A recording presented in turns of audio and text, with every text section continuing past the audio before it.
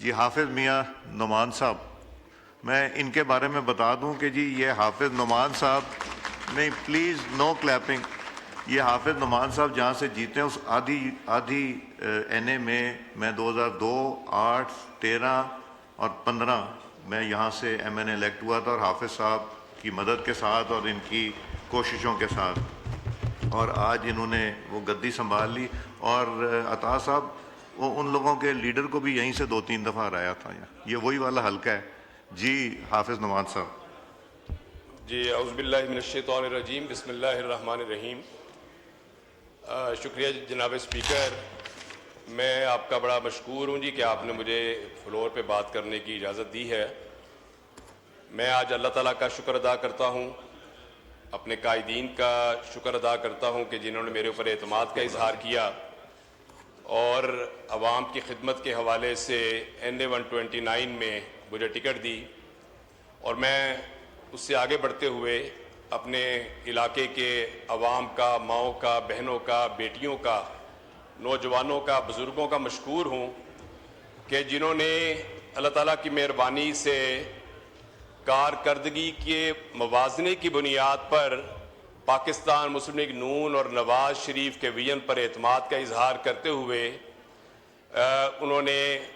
बहुत बड़ी तादाद में लोग निकले और शेर पे मोहर लगा के अल्लाह ताला की मेहरबानी से पाकिस्तान मुस्लिम लीग नून को इस इलाके में कामयाब करवाया। और जनाब स्पीकर, ये इलेक्शन जो 23 नवंबर को हुआ है, ये बुनियादी तौर पर एक रेफरेंडम की हैसियत इख्तियार कर गया है इस मुल्क के अंदर कि एक बात जो कही जाती थी कि मिडिल क्लास तबका और एजुकेटेड तबका शायद पाकिस्तान मुस्लिम लीग नून से थोड़ा सा उसका डिस्टेंस हो गया है, लेकिन इस इलेक्शन के नतीजे में जो रिज़ल्ट्स आए हैं वो रिज़ल्ट ये बात साबित कर रहे हैं कि अल्लाह की ज़ात ने लोगों को जो इल्म दिया है, अकल दी है, जो शऊर अता किया है, वो कोई जानवर नहीं है, वो इंसान है। अल्लाह ने शर्फ़े इंसानियत, इसी इल्म और अकल की बुनियाद पर ही इंसान को जो अशरफुल मखलूक़ात बनाया है, तो लोगों ने अपनी अकल को इस्तेमाल किया, इल्म को इस्तेमाल किया, और कारकर्दगी के मवाज़ने की बुनियाद के ऊपर उन्होंने देखा कि इस मुल्क के अंदर, मुल्क पाकिस्तान के अंदर, कि जो 2018 में जिसका रिवर्स गेयर लगा दिया गया था और जो मुल्क तबाही के दहाने पर पहुंच गया था और जिसकी मईशत तबाहार हो चुकी थी, और ये कहा जाता था कि मुल्क तबाही के गड़े के किनारे के ऊपर है, किसी वक्त उसमें गिर सकता है। और जब एक साबका वज़ीर आज़म ने अपने मुंह से कहा कि पाकिस्तान जो है ये श्रीलंका बनने जा रहा है और ये पाकिस्तान डिफ़ॉल्ट होने जा रहा है, पाकिस्तान तबाही के दहाने पर खड़ा हो गया है, और ये हालात थे कि पूरी दुनिया के अंदर पाकिस्तान का वक़ार ख़त्म हो चुका था, अक़वाम आलम में पाकिस्तान का की इज़्ज़त जो थी वो गिरवी रख दी गई थी। उन हालात के अंदर जब 2 साल, पौने 2 साल कबल शहबाज पाकिस्तान मोहम्मद शहबाज शरीफ ने अनानी हुकूमत संभाली और नवाज शरीफ के विजन के तहत इस मुल्क को आगे बढ़ाया, तो मेरे जनाब स्पीकर, आपने फिर देखा कि अल्लाह ताला की मेहरबानी से जब खुलूस नीयत के साथ काम किया गया, पाकिस्तान की मुआशी तरक्की के हवाले से इक़दामात किए गए और इस बात का ऐलान किया गया कि इकनॉमिक प्रोग्रेस के सामने अब कोई रुकावट बर्दाश्त नहीं की जाएगी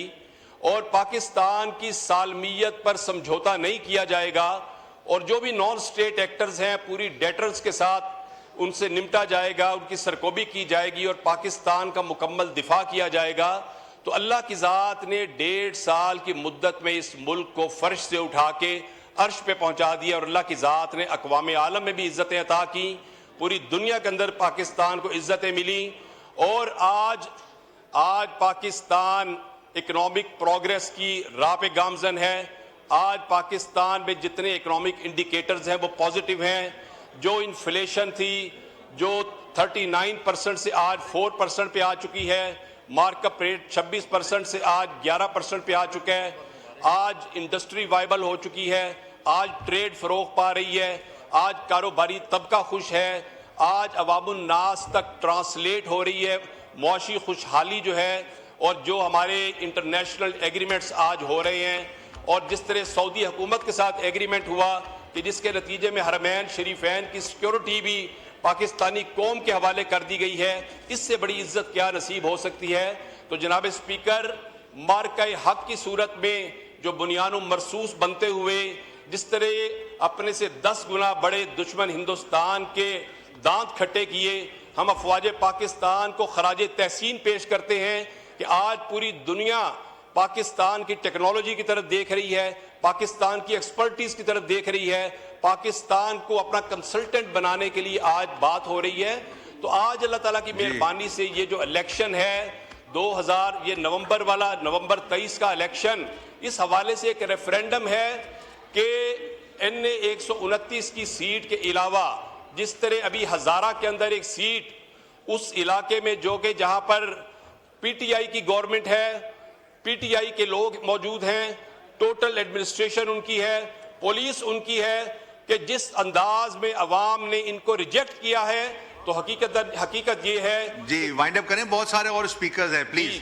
तो जनाब स्पीकर, 2 हलके ऐसे हैं कि जहां पर इन्होंने मुकाबला किया, एक NA 129 में टिकट होल्डर थे, एक जो हरीपुर की सीट पर इनके टिकट होल्डर थे। तो ये एक अजीब हिपोक्रेसी और मुनाफकत का एक आलम है कि आप एक तरफ तो बाइकाट का ऐलान करते हैं, लेकिन अपनी मोरूसी सियासत को फरोग देने के लिए आप जहां पर यानी जो मेरा हल्का था NA 129 वहां पर भी मोरूसी सियासत को फरोग दिया गया